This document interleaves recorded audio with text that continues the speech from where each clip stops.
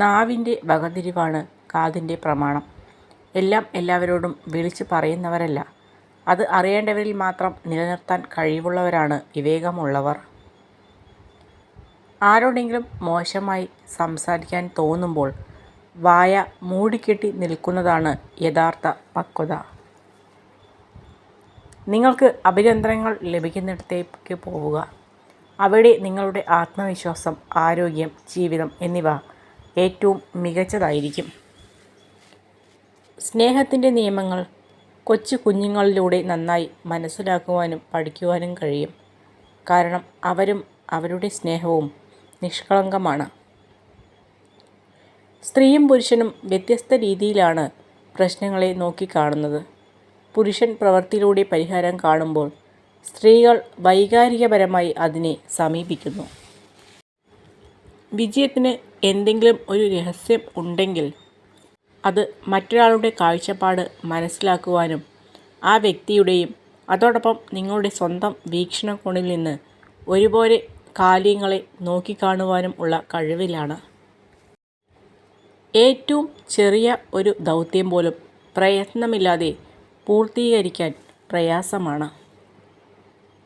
നമ്മുടെ കൂടെ ചിരിച്ചവരും കരഞ്ഞവരും അവസാനം വരെ കൂടെ കാണണമെന്നില്ല. എന്നാൽ സന്തോഷങ്ങളും ദുഃഖങ്ങളും നിറഞ്ഞ ഓർമ്മകൾ എന്നും നമുക്ക് കൂട്ടിനുണ്ടാകും. എല്ലാ കാര്യങ്ങളും പഴയതുപോലെ ആക്കിയെടുക്കുവാൻ ഒരിക്കലും നമുക്ക് കഴിയില്ല. ജീവിതവും സമയവും മുന്നോട്ടല്ലാതെ ഒരിക്കലും പിറകിലോട്ട് പോകില്ല. പഴയതുപോലെ ആക്കുവാൻ വേണ്ടി സമയം കളയാതെ പുതിയതുമായി പൊരുത്തപ്പെടുക. എനിക്കെല്ലാം അറിയാം എന്ന ചിന്ത വന്നു തുടങ്ങിയാൽ അവിടെ തുടങ്ങും നമ്മുടെ പരാജയം. വിജയത്തിലേക്ക് മുൻവിധികളില്ലാതെ യാത്ര ചെയ്യുക. ഭൂതകാലത്തിൽ നമ്മൾ ചെയ്ത തെറ്റുകൾ തിരുത്താൻ ജീവിതം നമ്മെ അനുവദിക്കുന്നില്ല. എന്നാൽ നമ്മുടെ കഴിഞ്ഞ ദിവസത്തേക്കാൾ മികച്ച രീതിയിൽ ഓരോ ദിവസവും ജീവിക്കാൻ നമ്മെ അനുവദിക്കുന്നു. മിക്ക മനുഷ്യരും അവരുടെ കാഴ്ചപ്പാടുകൾ അവർ ജീവിക്കുന്ന ലോകത്തിൻ്റെ പരിമിതികൾക്കൊത്ത് വെട്ടിച്ചുരുക്കുന്നു. ഒരു നല്ല ചിന്തയോടെ മാത്രം ഒരു ദിവസം അവസാനിപ്പിക്കുക. ഇന്നത്തെ ദിവസം മോശമായിരുന്നുവെങ്കിലും നാളത്തെ ദിവസം നന്നാക്കുവാൻ അത് സഹായിക്കും. അദൃശ്യമായതിനെ കണ്ടെത്തുന്നതിലേക്കുള്ള ആദ്യ പടിയാണ് നിങ്ങൾക്കൊരു കൃത്യമായ ലക്ഷ്യം ഉണ്ടായിരിക്കുക എന്നത്. അനുഭവങ്ങളെക്കാൾ വലിയൊരു പാഠവും ജീവിതത്തേക്കാൾ വലിയൊരു വിദ്യാലയവും ഈ ഭൂമിയിൽ മറ്റൊന്ന് ഉണ്ടാകില്ല. വിധി അകറ്റിയ പ്രണയവും കാലം മായ്ക്കാത്ത ഓർമ്മകളും എന്നും ഒരുപോലെയാണ്. അത് നമ്മെ ഓർമ്മകളാൽ വീണ്ടും വീണ്ടും കുത്തി നോവിച്ചുകൊണ്ടേ ഇരിക്കും.